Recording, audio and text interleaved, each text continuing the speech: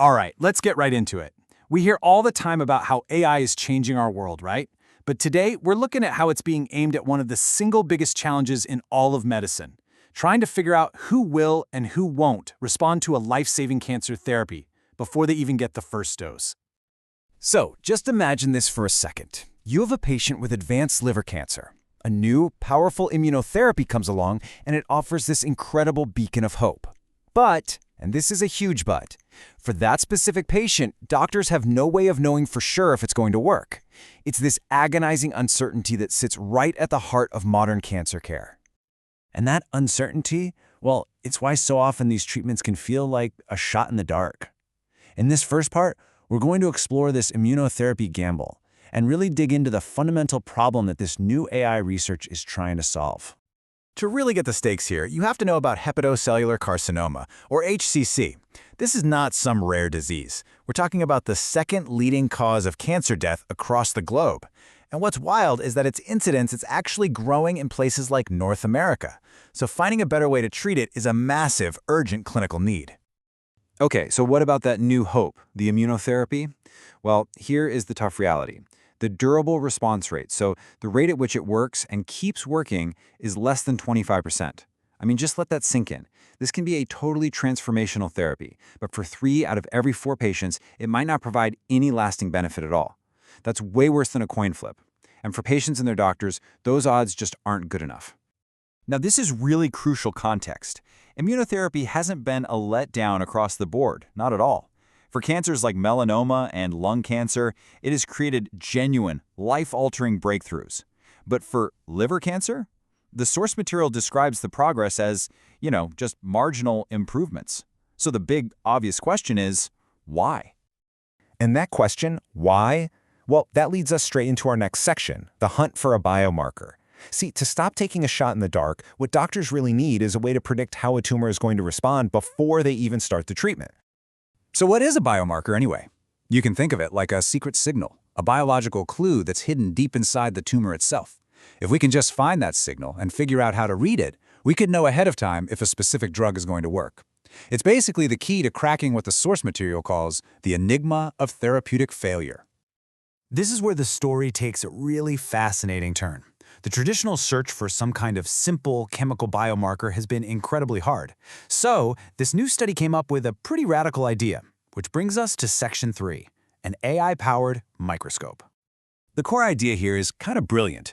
Instead of looking for just one thing, what if we could teach an AI to look at, well, everything? This new approach uses artificial intelligence to scan standard pathology slides, those super thin slices of tumor tissue, and it hunts for these incredibly complex visual patterns that are totally invisible to the human eye. Let's break down how this actually works. So, step 1, data input. You feed the system these super high-resolution digital scans of the tumor tissue. Then, step 2, AI analysis.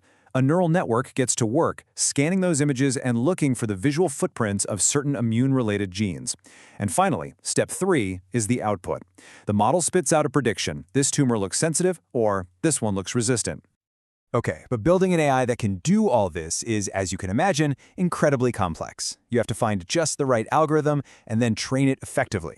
Which brings us to part 4, training the digital pathologist. Now, the researchers here were extremely rigorous. They didn't just bet on one horse. They took 3 different, well-established machine learning models and basically had them compete against each other to see which one was the best at finding these hidden predictive patterns in the slides. And after all that training and validating and testing, a clear winner emerged. The best performing model, the one that was most skilled at identifying these hidden signals, was the one called CLAM. So just how good was it? Well, get this. In the validation phase, using real patient samples from their own hospital, the CLAM model hit a peak accuracy of up to 91% in predicting those key immune gene signatures. That is a stunningly high level of accuracy. A 91% success rate in a study is one thing. That's amazing. But what does it actually take to get this technology from a line of code into a real clinic where it's helping real patients? And that brings us to our final section, from code to bedside. So you might be asking, why is this particular study getting so much attention? Well, a few things really make it stand out. The researchers used established, kind of off-the-shelf AI tools, but they combined them in a totally new way.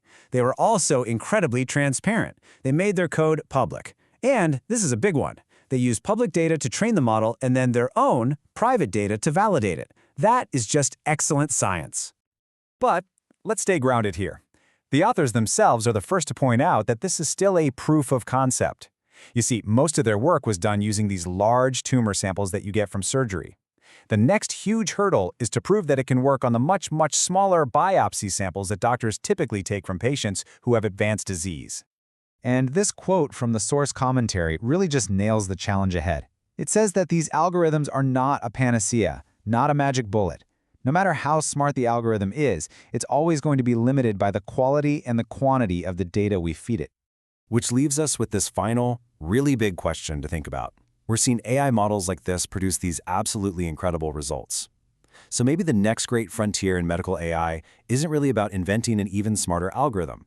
Maybe it's about the massive, difficult, and absolutely essential work of collecting, curating, and sharing the high-quality data that we need to teach them in the first place.